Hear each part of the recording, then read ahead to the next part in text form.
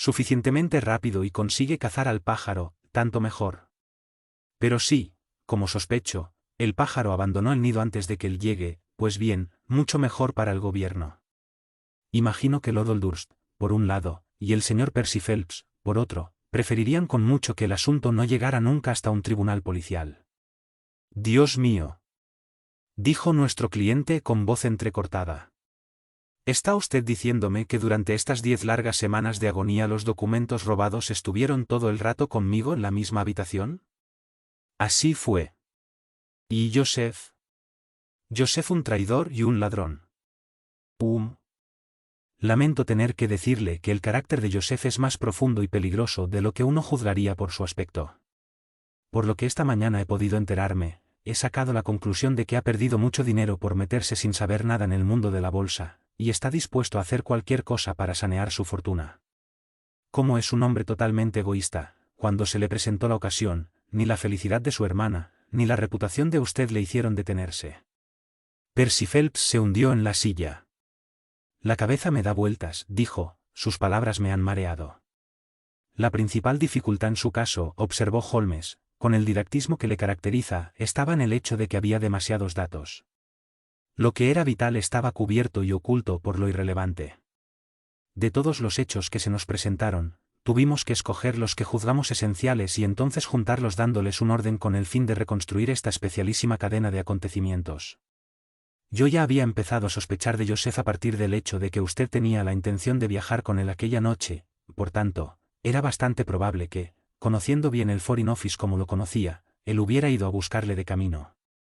Cuando supe que había habido alguien que había intentado entrar en su dormitorio de un modo tan desesperado, en el cual nadie sino Joseph podía haber ocultado algo, usted nos había dicho en su relato cómo había echado a Joseph de la habitación la noche en que llegó con el doctor. Mis sospechas se convirtieron en una certeza total, especialmente cuando el intento se hizo en la primera noche que la enfermera estaba ausente, lo cual mostraba que el intruso estaba bien informado de lo que sucedía en la casa.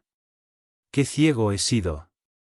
Los hechos, hasta donde yo he podido descubrir, son estos. Joseph Harrison entró en la oficina por la puerta de Charles Street y, como conocía el camino, se dirigió directamente a su habitación un momento después de que usted la hubiera abandonado. Al no encontrar a nadie allí, hizo sonar la campanilla. Al hacerlo, se fijó en el documento que estaba sobre la mesa. Con una sola mirada se dio cuenta de que la suerte había puesto en su camino un documento de inmenso valor, y sin perder un segundo, se lo metió en el bolsillo y se fue. Pasaron, como usted recordará, unos cuantos minutos antes de que el portero le llamara a usted la atención sobre la campanilla, y estos bastaron para darle al ladrón tiempo de escapar. Hizo el camino hasta Woking en el primer tren, y tras examinar su botín y asegurarse de que realmente tenía un inmenso valor, lo escondió en lo que pensó sería un lugar seguro, con la intención de volverlo a sacar en un día o dos y llevarlo a la embajada francesa o a cualquier sitio que pensara que le harían un buen precio. Entonces vino su precipitado regreso. Él, sin previo aviso, se vio obligado a abandonar su habitación. Desde ese momento, siempre hubo al menos 2 personas para impedirle rescatar su tesoro. Debe de haber sido algo enloquecedor entrar en la habitación, pero su insomnio frustró este intento. Recordará usted que no tomó aquella noche su droga de costumbre. Lo recuerdo. Imagino que él había tomado sus medidas para acrecentar la eficacia de la droga y que confiaba en que usted estuviera inconsciente. Por supuesto, me di cuenta de que repetiría el intento cuando pudiera llevarlo a cabo con seguridad. La posibilidad que andaba buscando se la proporcionó el hecho de que usted abandonara la habitación. Mantuve a la señorita Harrison allí durante todo el día, con el fin de que él no se nos anticipara. Tras esto y tras haberle hecho creer que no había moros en la costa, hice guardia del modo que les he descrito. Yo ya sabía que los documentos probablemente estaban en la habitación, pero no deseaba destrozar todo el entarimado y todo el zócalo en su búsqueda. Por tanto, dejé que él mismo los sacara del escondite, evitándome así muchos problemas. ¿Desean que les aclare algo más? Porque intentó entrar por la ventana en la primera ocasión, dije yo, cuando podía haberlo hecho por la puerta. Hubiera tenido que pasar por delante de 7 dormitorios para alcanzarla. Por otro lado, podía salir con facilidad al césped. ¿Algo más? ¿No piensa usted, preguntó Phelps, que tenía intenciones asesinas? Solo se ha referido usted al cuchillo como herramienta. Puede ser, contestó Holmes encogiéndose de hombros. Lo único que puedo decir con certeza es que el señor Joseph Harrison es un caballero a cuya clemencia por nada del mundo me encomendaría. El problema final. Con extremada tristeza tomo hoy mi pluma para escribir estas últimas palabras, con las que dejaré para siempre constancia de los singulares dones que distinguían a mi amigo, el señor Sherlock Holmes. De un modo incoherente, viéndolo ahora en profundidad, totalmente inadecuado, me propuse dar cuenta de las extrañas experiencias que tuve en su compañía, desde el primer encuentro casual que nos uniría en la época de estudio en Escarlata hasta los tiempos de su intervención en el asunto del Tratado Naval, una intervención que tuvo el incuestionable efecto de evitar un serio embrollo internacional. Tenía la intención de haberme detenido aquí y de callarme todo lo relativo a aquel suceso que dejó un vacío tal en mi vida, que un lapso de 2 años no ha podido llenar. Me veo forzado, no obstante, a continuar. Debido a las recientes cartas en las que el coronel Moriarty defiende la memoria de su hermano, no me queda más remedio que exponer los hechos ante el público exactamente como ocurrieron. Solo yo sé toda la verdad sobre el asunto y me alegra que haya llegado el momento en el que deja de ser bueno y provechoso el callarse.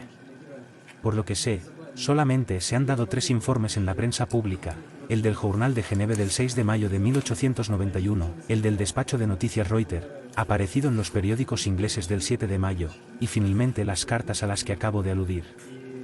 Los 2 primeros eran extremadamente concisos, mientras que el último es, como enseguida pasaré a demostrar, una absoluta desnaturalización de los hechos. De mí depende que por primera vez se cuente lo que de verdad tuvo lugar entre el profesor Moriarty y el señor Sherlock Holmes. Debe recordarse que, tras mi matrimonio y mi posterior inicio en la práctica privada de la medicina, la relación verdaderamente íntima que había existido entre Holmes y yo quedó hasta cierto punto modificada. Seguía viniendo a verme de cuando en cuando, siempre que necesitaba que alguien le acompañara en las investigaciones, pero estas visitas se fueron haciendo cada vez más raras, hasta que en el año 1890 fueron tan escasas que solo hubo 3 casos de los que yo pudiera guardar alguna anotación. Durante el invierno de ese año y en el inicio de la primavera de 1891 leí en los periódicos que el gobierno francés le había contratado en relación con un asunto de suprema importancia y recibí 2 pequeñas notas suyas, la una fechada en Narbonne y la otra en Nimes, de lo que deduje que su estancia en Francia iba a ser probablemente larga. Me sorprendió, por tanto, verle entrar en mi consultorio la noche del 24 de abril. Me chocó su aspecto, porque parecía más delgado y más pálido de lo normal en él. Sí, me he estado cuidando muy poco últimamente, observó en respuesta a mi mirada más que a mis palabras. Estos últimos días han sido muy agitados. ¿Le importaría que cerrara las contraventanas? La lámpara sobre la mesa en la que yo había estado leyendo era la única luz que había en la habitación. Holmes, caminando pegado a la pared, llegó junto a ellas y las cerró de golpe, echando después el pestillo. ¿Tiene miedo de algo?, pregunté yo. Pues sí, lo tengo. ¿De qué? De las pistolas de aire comprimido. Mi querido Holmes, ¿qué quiere decir con esto? Creo que me conoce lo suficiente, Watson, para saber que no soy en absoluto un hombre nervioso. Al mismo tiempo es una estupidez más que una valentía el negarse a reconocer que uno corre peligro. ¿Podría darme una cerilla? Sacó su pitillera como si agradeciera el efecto relajante del tabaco. Debo excusarme por aparecer a semejante hora, dijo, y además tengo que pedirle que por una vez sea tan poco convencional como para permitirme que salga de su casa saltando por el muro posterior de su jardín.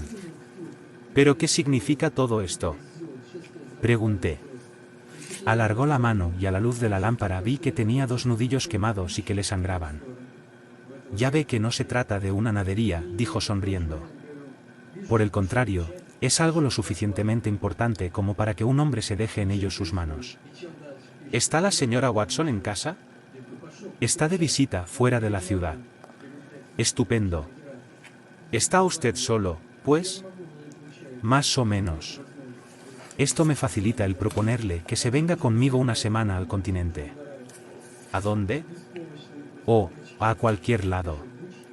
Me es igual. Había algo extraño en todo esto.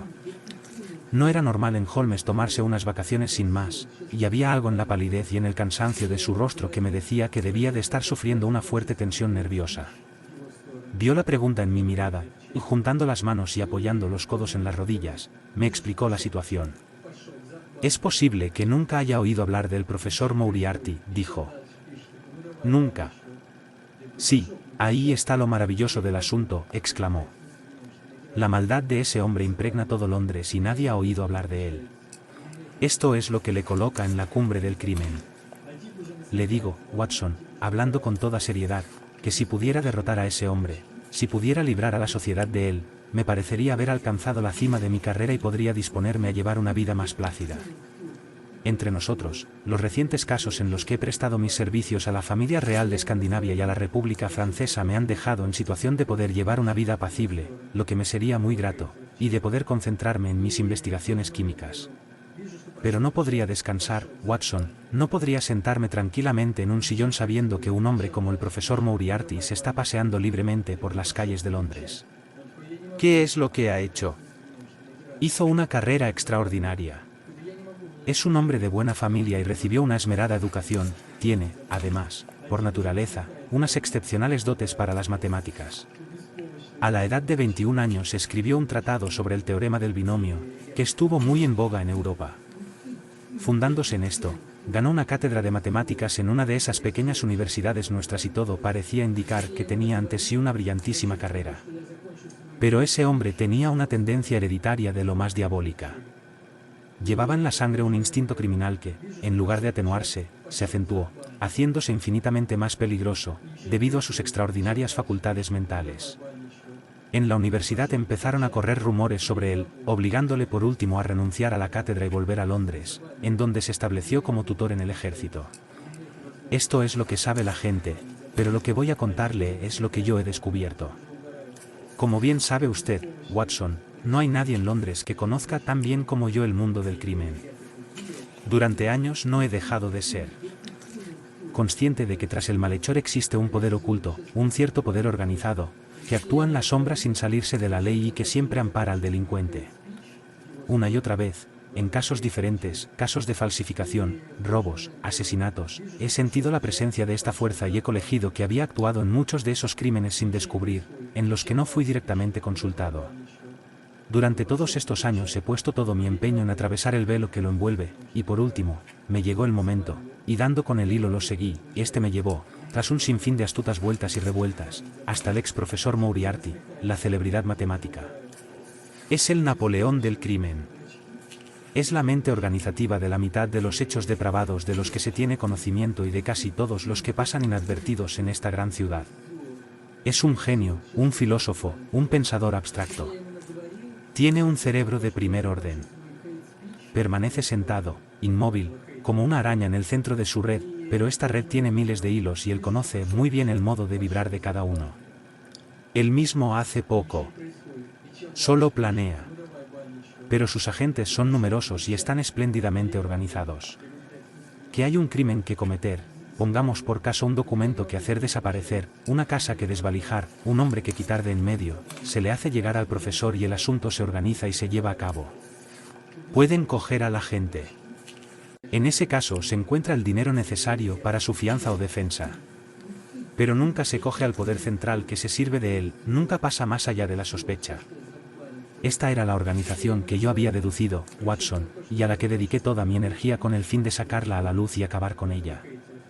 Pero el profesor estaba rodeado de medidas de seguridad tan bien concebidas que, hiciera lo que hiciera, parecía imposible conseguir una evidencia que pudiera declararle culpable en presencia de un tribunal.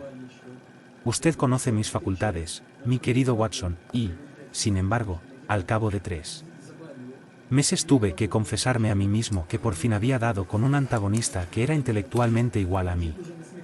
Mi horror por sus crímenes se perdió en medio de mi admiración por su habilidad. Pero finalmente cometió un error, solo un pequeño, un mínimo error, que era más de lo que podía permitirse, estando yo tan cerca de él. No deseché la oportunidad, partiendo de ese punto, he tejido mi red en torno a él, teniendo ahora todo dispuesto para cerrarla. Dentro de 3 días, es decir, el próximo martes, el asunto estará maduro, y el profesor, con todos los miembros principales de su banda, estará en manos de la policía. Después vendrá el mayor juicio del siglo, la aclaración de más de 40 misterios y la horca para todos ellos. Pero si actuamos prematuramente, comprende usted, podrían escaparse de nuestras manos incluso en el último momento. Ahora bien, si pudiera haber hecho esto sin el conocimiento del profesor Moriarty, todo hubiera ido bien. Pero él era demasiado astuto para eso. Siguió todos los pasos que yo di para extender mis redes en torno suyo. Una y otra vez luchó para escaparse de ellas, pero una y otra vez le gané la partida. Le diré, amigo mío, que si se escribiera un informe detallado de esta silenciosa competición, ocuparía su lugar como el trozo escrito sobre la caza y captura más brillante de la historia detectivesca. Nunca llegué tan alto, nunca un oponente me había seguido tan de cerca. Él hilaba fino, pero yo aún más. Esta mañana di el último paso y solo necesitaba 3 días para dar por concluido el asunto. Estaba sentado en mi habitación reflexionando sobre ello, cuando se abrió la puerta y vi al profesor Moriarty ante mí. Tengo unos nervios a toda prueba, Watson, pero tengo que confesar que tuve un sobresalto cuando vi al mismo hombre que tanto lugar había ocupado en mis pensamientos parado en el umbral de mi puerta. Su aspecto me era casi familiar. Es extremadamente delgado y alto, con la frente muy blanca y protuberante y los ojos profundamente hundidos. Va cuidadosamente afeitado, lo que resalta su palidez, dándole una apariencia casi estética. Conserva en sus rasgos algo del catedrático que fue. Tiene la espalda curvada por el mucho estudio, y lleva el rostro echado para adelante, no parando nunca de oscilar lentamente de un lado a otro de un modo curiosamente reptilesco. Me observó con gran curiosidad desde sus fruncidos ojos. Tiene usted menos desarrollo frontal del que yo hubiera esperado, dijo finalmente. Es una costumbre muy peligrosa esa de tener el dedo en el gatillo de un arma cargada metida en el bolsillo del batín. El hecho es que, al entrar él en la habitación, me di cuenta al instante del gran peligro personal en que me encontraba. El único escape que él podía concebir en ese momento era el de cerrarme la boca. En un instante saqué el revólver del cajón y me lo metí en el bolsillo y en ese momento le estaba apuntado a través de la tela.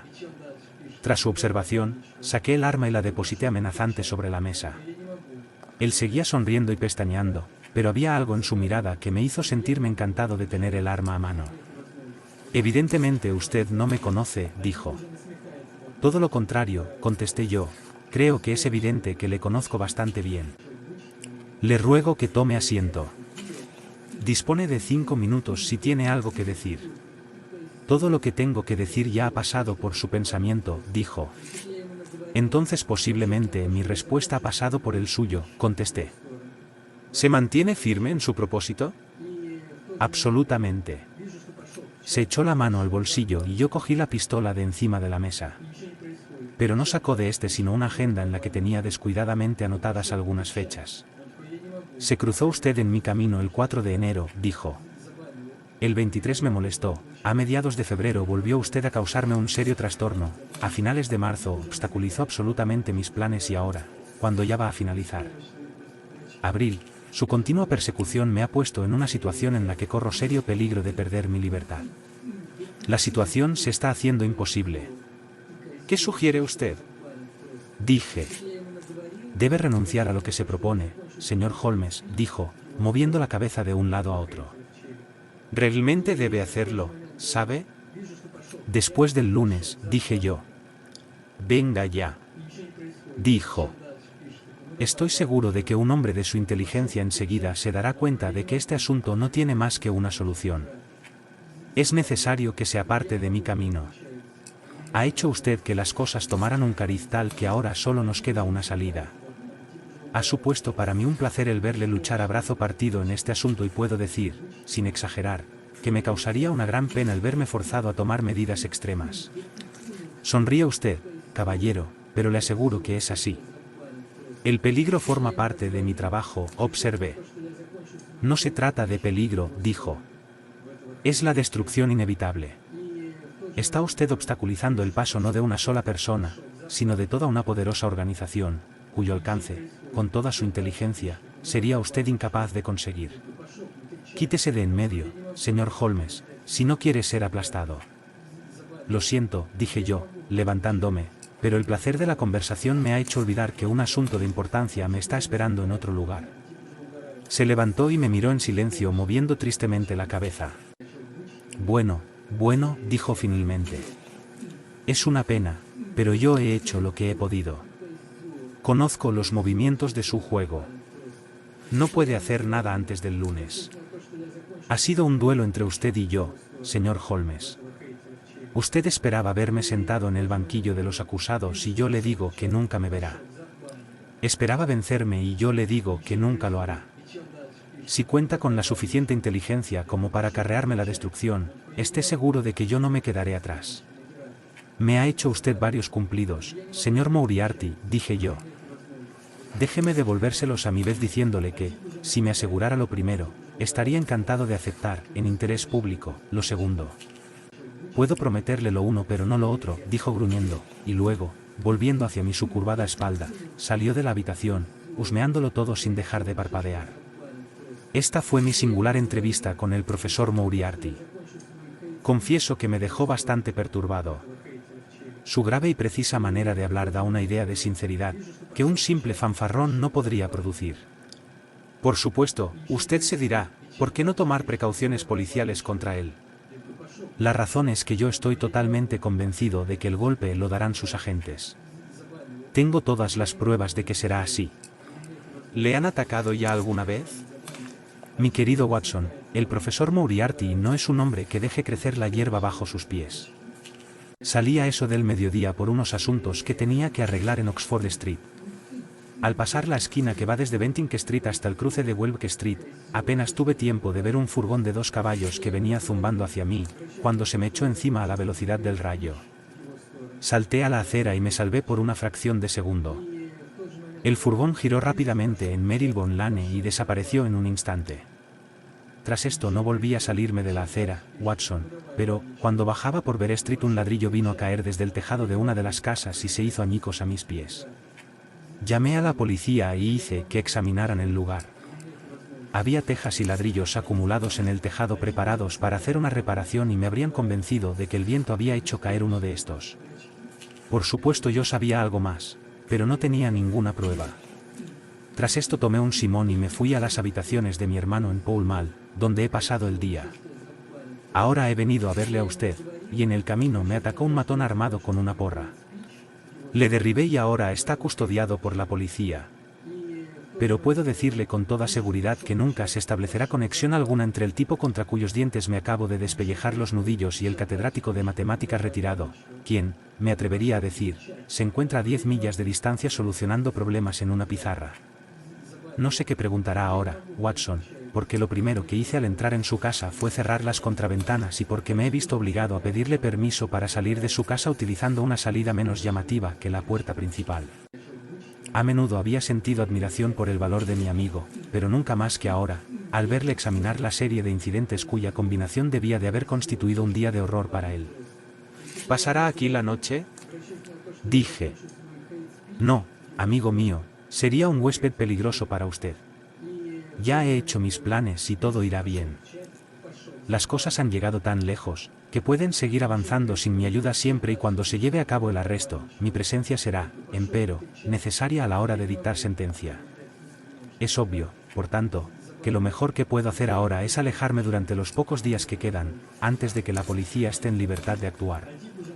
Sería para mí un gran placer, pues, si pudiera usted acompañarme al continente.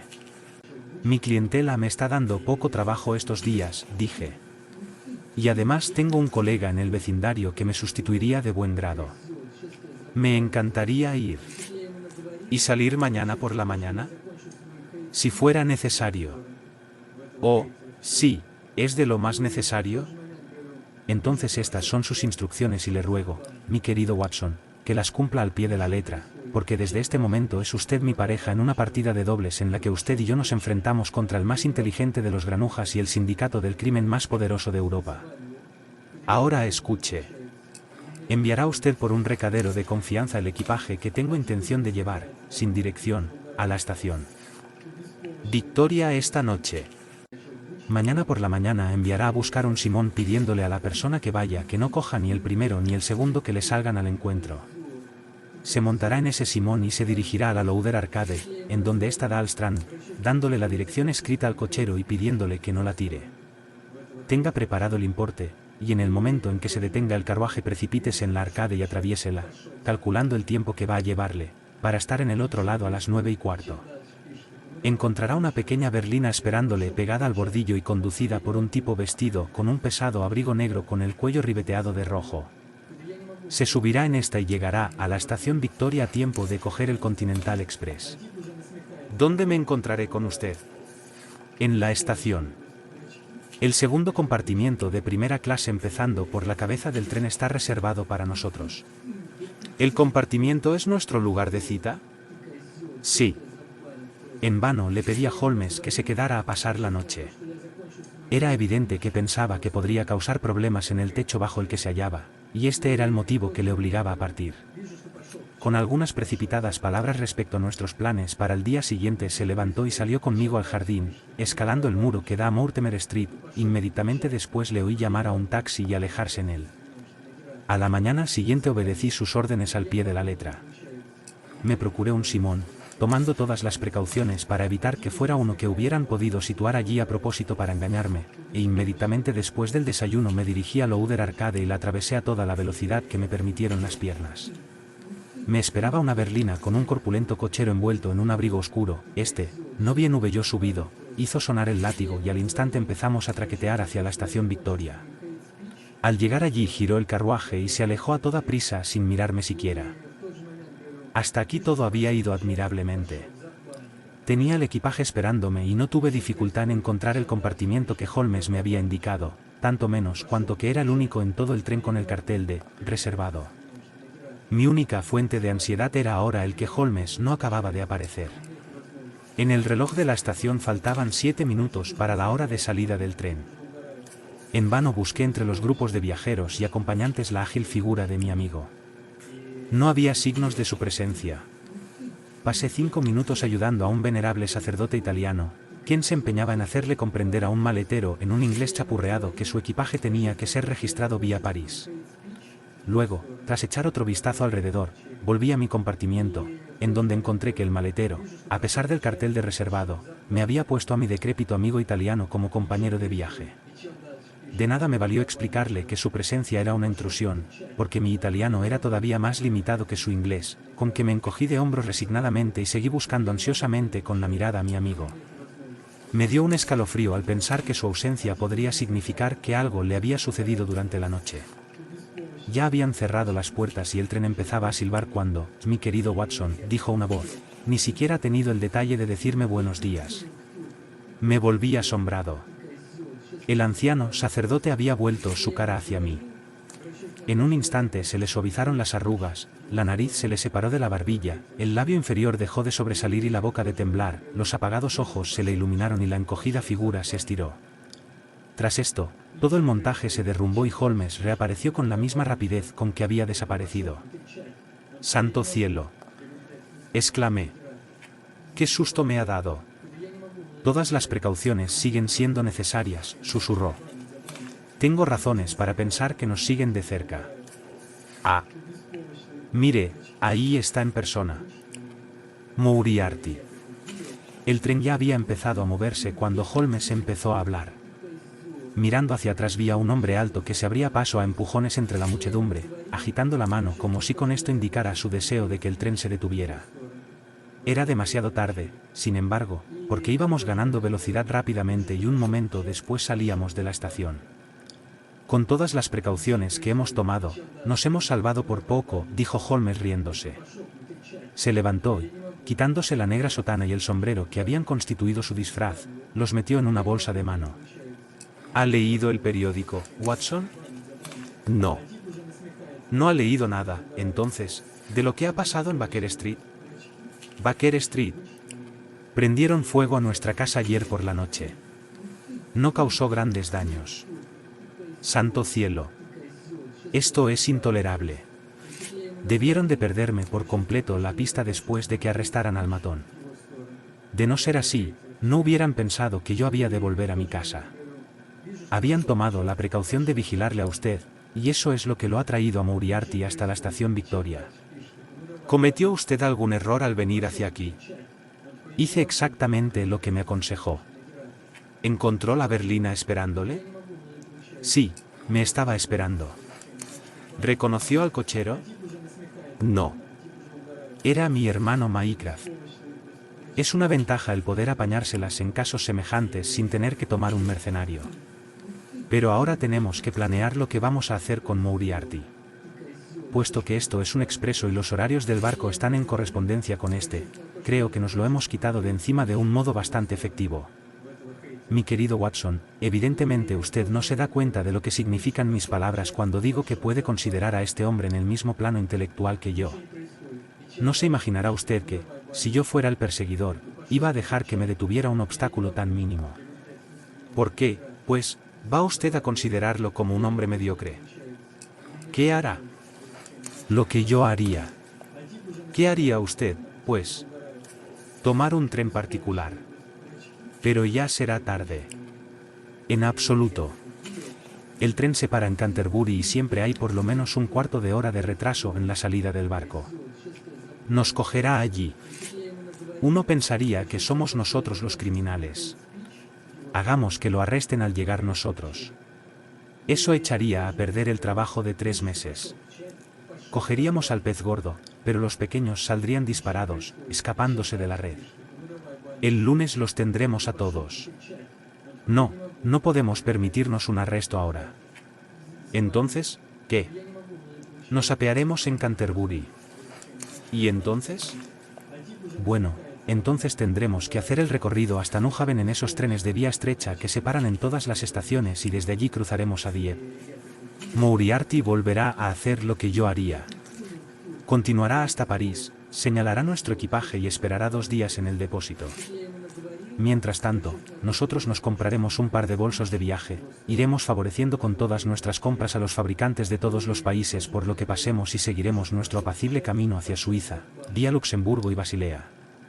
Soy un viajero lo bastante experimentado para que me preocupara la pérdida de mi equipaje, pero debo confesar que me incomodaba un poco la idea de verme forzado a andarme zafando y escondiendo de un hombre cuyo negro historial estaba plagado de crímenes. Era evidente, sin embargo, que Holmes entendía la situación más claramente que yo. Así pues, nos apeamos en Canterbury solo para descubrir que teníamos que esperar 1 hora para coger un tren con dirección a Newhaven. Estaba todavía mirando con pesar hacia el furgón de equipaje que desaparecía rápidamente de mi vista con todo mi guardarropa en su interior, cuando Holmes me tiró de la manga y me señaló la vía. «Mire, ya viene», dijo. A lo lejos, por entre los bosques de Kentish, surgía una fina columna de humo. 1 minuto después vimos un vagón con su máquina tomando a toda velocidad la abierta curva de entrada en la estación. Apenas habíamos tenido tiempo de ocultarnos tras una pila de equipajes cuando este pasó por delante con su estrepitoso traqueteo y nos lanzó una bocanada de aire caliente a la cara. «Ahí va», dijo Holmes, mientras mirábamos cómo el tren se alejaba balanceándose al pasar por las agujas. La inteligencia de nuestro amigo, como ve, tiene sus límites. Hubiera dado un coup de maître de haber deducido y obrado en consecuencia con lo que yo hubiera deducido. ¿Y qué es lo que hubiera hecho en el caso de que nos hubiera adelantado? No cabe duda de que hubiera atacado con fines asesinos. Sin embargo, es este un juego que admite 2 jugadores. Lo que nos debemos plantear ahora es si almorzamos aquí a 1 hora que sería la propia del desayuno o corremos el riesgo de morirnos de hambre antes de llegar a la cantina de la estación de Newhaven. Esa noche hicimos el camino hasta Bruselas, donde pasamos 2 días, llegamos el tercer día hasta Estrasburgo. En la mañana del lunes, Holmes telegrafió a la policía de Londres, y por la noche teníamos la respuesta aguardándonos en el hotel. Holmes rasgó el sobre y luego, maldiciendo, lo echó a la chimenea. Debería haberlo supuesto. Gruñó. Se ha escapado. Moriarty. Han atrapado a todos los de su banda menos a él. Se les ha escapado de las manos. Evidentemente, al irme yo unos días fuera del país, no hubo nadie capaz de enfrentarse con él. Pero de verdad pensaba que les había dejado todo hecho.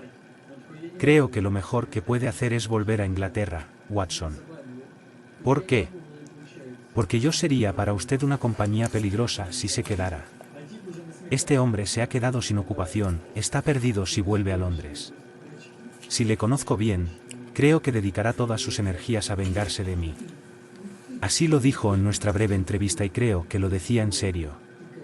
De verdad, le recomiendo que vuelva junto a su clientela.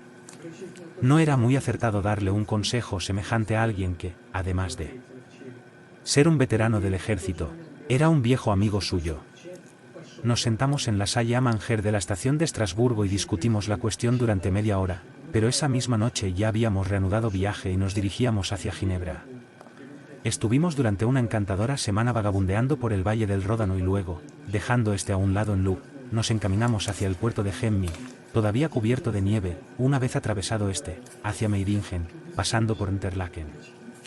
Fue un viaje precioso, con el delicado verde primaveral en la llanura y la virginal blancura invernal en lo alto de las montañas, pero yo me daba perfecta cuenta de que Holmes no olvidaba ni siquiera un solo instante la sombra que le perseguía. Puedo incluso decir, por su manera de escrutar con una rápida mirada las caras con que nos cruzábamos, que él parecía estar convencido de que, estuviéramos donde estuviéramos, ya fueran los hogareños pueblecitos alpinos como en el solitario puerto de montaña, no podíamos pasear libres del peligro que nos iba siguiendo los pasos. En una ocasión recuerdo que nos encontrábamos paseando, tras atravesar el puerto de Gemmi, a orillas del melancólico Daubensee, cuando una gran roca que se había desprendido de las crestas que se levantaban a nuestra derecha cayó, rodando estrepitosamente, al lago justo detrás de donde estábamos nosotros. En un momento Holmes se subió a la cresta, de pie en un elevado pináculo, estiraba el cuello en todas las direcciones. De nada le sirvió a nuestro guía el asegurarle que el desprendimiento de rocas era algo bastante común en aquel lugar en primavera. No dijo nada, pero me sonrió con la cara del hombre que acaba de ver el cumplimiento de lo que estaba esperando. Y, sin embargo, a pesar de toda esta vigilancia no se deprimió nunca. Por el contrario, no recuerdo haberle visto nunca de tan buen humor. Una y otra vez volvía al hecho de que, si pudiera estar seguro de que la sociedad estaba libre del profesor Moriarty, con sumo gusto daría por concluida su carrera. Creo que puedo decir sin estar muy desencaminado, Watson, que no he vivido completamente en vano, observó en una ocasión. Si mi historial se cerrara esta noche no dejaría de ser ecuánime al examinarlo. El aire de Londres es más dulce con mi presencia. En más de 1000 casos nunca he utilizado mis facultades en beneficio del mal. Últimamente me está tentando el investigar los problemas que nos proporciona la naturaleza más que aquellos más superficiales de lo que es responsable nuestro artificial estado de sociedad. Sus memorias llegarán a su punto final, Watson, el día en el que yo corone mi carrera con la captura o extinción del criminal más peligroso y competente de Europa. Seré breve, pero exacto, en lo poco que me queda por contar. No es un tema en el que me guste demorarme, sin embargo, soy consciente de que es mi deber no omitir ningún detalle. Fue el 3 de mayo cuando llegamos al pueblecito de Meiringen, donde nos alojamos en la Inglischerhof, llevada entonces por el viejo Mete de Londres. Siguiendo su consejo, en la tarde del 4 salimos juntos con la intención de cruzar las colinas y de pasar la noche en el Hamlet de Rosenlaui. No obstante, nos dio instrucciones para que, bajo ningún concepto, pasáramos las cataratas de Raiken, que están a medio camino de la colina, sin dar una pequeña vuelta para verlas. Es, de verdad, un lugar que impone terror. El torrente acrecentado por las nieves fundidas se sume en un tremendo abismo del que sube una fina lluvia que lo envuelve todo como si se tratara del humo de una casa ardiendo. El lecho por el que se precipita el propio río es una inmensa sima limitada por unas rocas negras y resbaladizas que se estrecha en un pozo de incalculable profundidad, de aspecto cremoso e hirviente, en el que se arremolina la corriente al pasar por entre sus mellados bordes. El continuo movimiento de la corriente verdosa cayendo desde lo alto y la espesa cortina de siseante agua pulverizada que no deja de subir desde el abismo, marean a un hombre con su torbellino y clamor constantes. Nos quedamos en el borde, observando el brillo del agua que se estrellaba contra las rocas muy por debajo de donde estábamos y escuchando el grito casi humano, parecido a un intenso gemido, que producía la nube de agua que subía desde el abismo. Han abierto un camino que rodea media catarata con el fin de permitir una vista completa, pero este acaba bruscamente y el viajero ha de volver por donde ha venido. Ya nos habíamos dado la vuelta para disponernos a regresar, cuando vimos a un muchacho suizo que venía corriendo por con una carta en la mano. Llevaba el membrete del hotel que acabábamos de abandonar y el patrón la enviaba a mi nombre. Decía que a los pocos minutos de salir nosotros había llegado una dama inglesa que se encontraba al borde de la muerte. Había pasado el invierno en Davos-Platz y se encontraba de viaje ahora para reunirse con unos amigos en Lucerna, cuando le había sobrevenido una súbita hemorragia. Pensaban que solo viviría unas horas, pero supondría un gran consuelo para ella que la viera un médico inglés, si yo fuera tan amable de volver, etcétera, etcétera. El bueno de Staile me aseguraba en una postdata que él mismo consideraría mi asentimiento como un gran favor, ya que la dama se había negado en redondo a que la viera un médico suizo, y él se encontraba en una situación de gran responsabilidad. No se podía ignorar tal llamada. Era imposible negarse al requerimiento de una compatriota que se encontraba al borde de la muerte en tierra extraña. Y, sin embargo, sentía escrúpulos de dejar a Holmes. Finalmente acordamos que el muchacho suizo se quedaría con él haciéndole de guía y compañero y yo volvería a Meiringen. Mi amigo dijo que se quedaría un rato en la catarata y luego iría paseando tranquilamente por las colinas hasta Rosenlaui, donde yo me reuniría con él por la noche. Al alejarme vi a Holmes apoyado en una roca, con los brazos cruzados y la mirada fija en el correr tumultuoso de las aguas. Esta sería la última visión que tendría de él en este mundo. Cuando estaba casi al pie del camino de bajada miré hacia atrás. Era imposible ver las cataratas desde allí, pero se veía el serpenteante sendero que sube por la ladera de la colina hasta esta. Recuerdo que vi a un hombre que iba caminando a toda prisa por el sendero. Me fijé en él por la energía con que caminaba, pero desapareció de mi mente, apresurado como iba a cumplir mi encargo. Debió de llevarme un poco más de una hora llegar a Meiringen. El viejo Staile estaba en el porche del hotel. Bien, dije corriendo hacia él, espero que no esté peor. Hizo un gesto de sorpresa y empezó a parpadear sin saber de qué le estaba hablando, y en ese momento me dio un vuelco el corazón. ¿No ha escrito usted esto? Dije, sacando la carta de mi bolsillo. ¿No hay una mujer enferma en el hotel? Pues claro que no, exclamó. Pero la carta lleva el membrete del hotel. Ajá. Debe de haberla escrito el caballero inglés que llegó después de que ustedes se fueran. Dijo. Pero yo no esperé a las explicaciones del patrón. Con un estremecimiento de miedo eché a correr calle abajo y me encaminé al sendero del que acaba de descender. Me había llevado una hora bajar. A pesar de todos mis esfuerzos, pasaron otras 2 antes de que me volviera a encontrar en la catarata de Raikenburg. El bastón de paseo de Holmes seguía apoyado en la roca donde yo le había dejado. Pero no había indicios de su presencia y de nada me sirvió gritar. La única respuesta que obtuve era mi propia voz, que multiplicaba el eco de los riscos que me rodeaban. Fue la visión del bastón de paseo lo que me dejó frío. No había ido, pues, a Rosenlaui. Se había quedado en aquel estrecho sendero de no más de 3 pies de anchura con una pared que se levantaba a pico a un lado y una caída semejante por el otro, hasta que su enemigo lo había alcanzado. El joven suizo había desaparecido también. Lo más probable es que también él trabajara para Moriarty y los hubiera dejado solos. ¿Y qué había sucedido después? ¿Quién nos lo iba a decir? Me quedé quieto un rato, intentado recobrar el dominio de mí mismo, porque estaba totalmente aturdido por el horror. Luego empecé a pensar en los propios métodos de Holmes y a ponerlos en práctica interpretando esta tragedia. Solo que, era demasiado sencillo. Durante nuestra conversación no habíamos ido hasta el final del sendero y el bastón señalaba el lugar en el que nos habíamos quedado. La tierra negruzca está siempre blanda, debido a la incesante lluvia, y un pájaro hubiera dejado sus huellas en ella. 2 líneas de pisadas estaban claramente impresas a lo largo del camino y ambas seguían el camino hasta más allá de donde yo estaba. No había ninguna que volviera hacia mí. A unas yardas del final el suelo era un amasijo de barro totalmente surcado de pisadas, y las zarzas y los helechos del borde del abismo estaban todos arrancados y aplastados. Me tumbé boca abajo y ahora no podía ver sino el brillo de la humedad aquí y allí en las negras paredes y allá abajo en las profundidades del abismo el brillo de aguas tumultuosas. Grité, pero solo me respondió el grito casi humano de la catarata. Pero el destino había previsto que, después de todo, tuviera una última palabra de agradecimiento de mi amigo y compañero. Ya he dicho que su bastón de paseo estaba apoyado en la roca que sobresalía del sendero. Vi algo que brillaba encima de esta, y levantando la mano, descubrí que el brillo procedía de la pitillera de plata que solía llevar consigo. Al cogerla cayó al suelo un cuadrado de papel sobre el que ésta había sido depositada. Lo desplegué y vi que consistía en 3 páginas arrancadas de su libro de notas y que estaban dirigidas a mí. Como correspondían a su carácter, la dirección era tan precisa y la escritura tan firme y clara como si las hubiera escrito cómodamente sentado en su estudio. Mi querido Watson, decía, le escribo estas líneas gracias a la cortesía del señor Moriarty, que me ha dejado elegir el momento para discutir por última vez cuestiones que se interponen entre nosotros. Me ha hecho un breve resumen de los métodos que ha seguido para esquivar a la policía inglesa y mantenerse al tanto de nuestros movimientos. Estos confirman la ya muy alta opinión que me había formado de sus habilidades.